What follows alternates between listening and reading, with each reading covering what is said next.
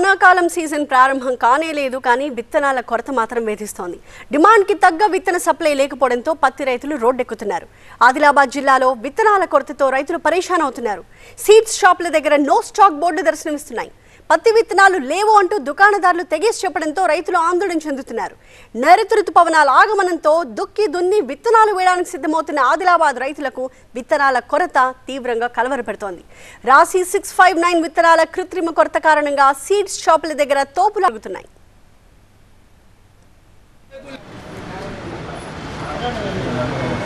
రామకృష్ణ ఎవరు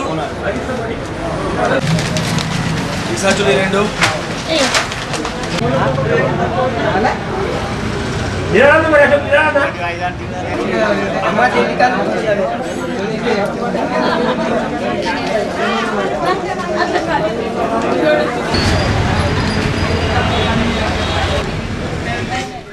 పత్తి విత్తనాల కోసం దుకాణాల ముందు కుస్తీలు పడాల్సి వస్తోంది. రైతులు 4-5 గంటలు ఎదురు చూసినా విత్తనాలు దొరక్కపోవడంతో నిరాశతో వెనుతిరుగుతున్నారు.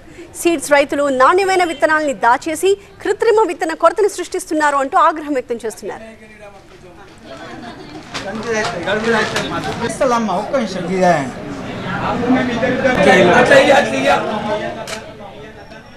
పత్తి విత్తనాల కొరతపై మా కరెస్పాండెంట్ నరేష్ మరింత సమాచారం అందిస్తారు.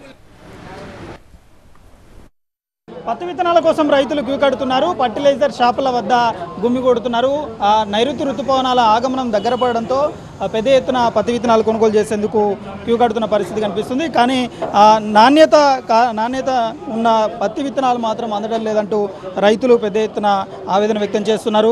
ఏదైతే నాణ్యత గల పత్తి విత్తనాలు ఇంకా మార్కెట్కు రావడం లేదు, వచ్చిన మార్కెట్కు కూడా చాలని విధంగానే వస్తున్నాయని కూడా చెప్తున్నారు. మనతో పాటుగా పత్తి రైతులు ఉన్నారు.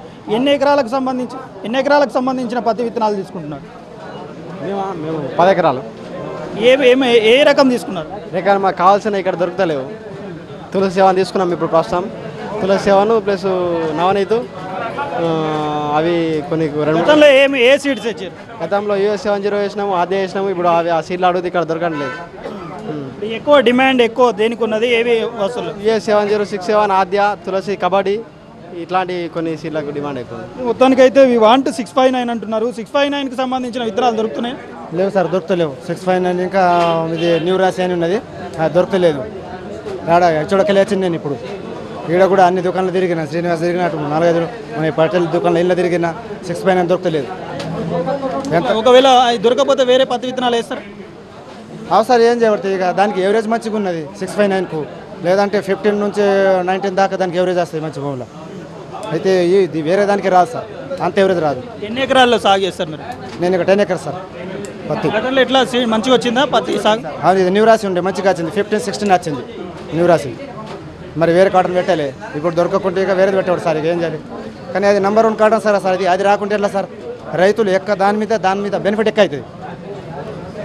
ఎందుకు 659 ఎందుకు కావాలంటారు రైతులు? అంటే దాని బోల్స్ పెద్దగా ఉంది, వేరే తందు కూడా మంచిగా వస్తుంది సార్ ఫ్రీగా. వేరే దానికంటే సన్నం బోల్స్ ఉంటాయి. పబ్లిక్ ఇదవుతుందంటే అంటే సీడ్ పాల్టా మరి లేకుంటే పబ్లిక్ పాల్టా ఇది అర్థమైంది ఏంటవా? ప్రతి ఒక్క పబ్లిక్ 659 మీద పడ్డప్పుడు ఒక సీడ్ ఆదిలాబాద్లో దొరకనప్పుడు అంటే రైతులు ఏం చేస్తారు? ప్రతి ఒక్క షాప్కి పోతే కూడా ఏమంటారు, ఒక సీడ్ ఏమున్నది ఆఫీస్కు ఆన్ని పిలిపియ్యు, పాయశంకరం పిలిపియ్యు, అప్పటి నుంచి మేము సీడ్ రేపటి నుంచి ఇస్తాము అని అంటున్నారు వీళ్ళు. అంటే సీడ్ ఎందుకు తెచ్చినట్టు? ఇప్పుడు ఒక రాయక వ్యక్తిని పిలిపించినప్పుడు ఒక 659 ఎందుకు అడుగుతున్నారు? అదే మరి ఇప్పుడు ఒక రాయక నాయకుడిని మనము పిలిపించినప్పుడు సీడు కోసము సీడు మనం పండిస్తామా, రాయక నాయకుడు పండిస్తాడా? ఒక రాయక నాయకుడు పండిస్తాడా సీడు? రైతులు పండిస్తారు సీడు. మరి సీడు కోసం ఇంతెందుకు ఇదైంది? ఓవరాల్గా ఉదయం 7 గంటలకు ఫర్టిలైజర్ షాపులు, విత్తనాల షాపుల వద్దకు రైతులు వచ్చి పడిగాపులు కాయాల్సిన పరిస్థితులు కనిపిస్తున్నాయి. అమ్మబోతే అడవి, కొనబోతే కొరివి అన్నట్టుగానే ఆదిలాబాద్ పత్తి రైతుల పరిస్థితి అయితే ప్రస్తుతం ఉంది. ఎవరి కోసం ప్రవీణ్తో నరేష్ టీవీ 9 ఆదిలాబాద్.